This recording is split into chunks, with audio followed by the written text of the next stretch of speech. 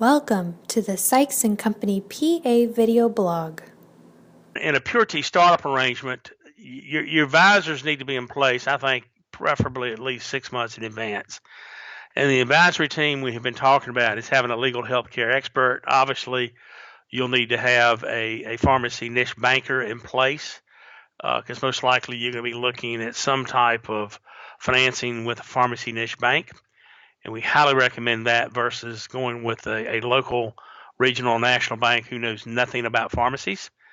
And let me just repeat that. If you by chance go down that route or have already gone down that route, you probably know the frustration that I'm talking about because they just don't understand the lingo. They don't understand the terminology, much less they don't understand the difference between a DIR fee, a GER fee, or a PBM.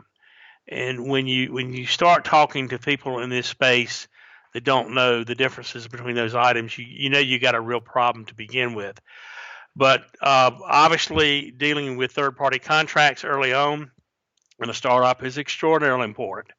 And your advisors that you're working with through your PSAO may be able to get 90% plus of your third-party contracts in place, but you always have they can never get your Humana, Express Scripts, Optum, Prime Therapeutics, Caremark, CVS contracts. You have to get those yourself.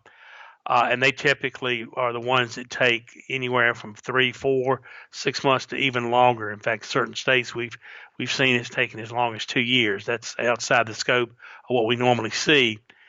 But typically that runs into a particular issue with startup pharmacies because most likely you've already put a lease in place or you've got building that you got to coordinate with the startup of your pharmacy, getting all your permits as well as getting all your third-party approvals.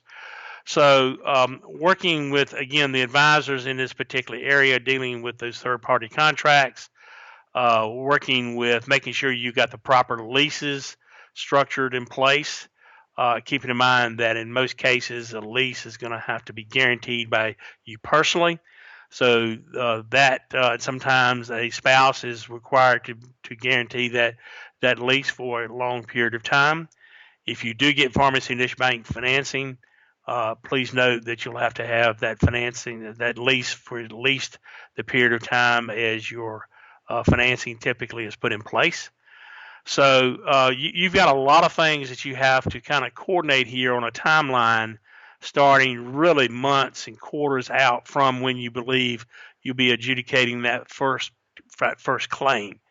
So as you work up towards the point in time of getting these approvals, getting your lease squared away, getting all your pharmacy permits from your state, obviously you've got to get your federal ID number, your DEA, your MPI, your NCPDP numbers, get all that really on the very front end before you get your contracts.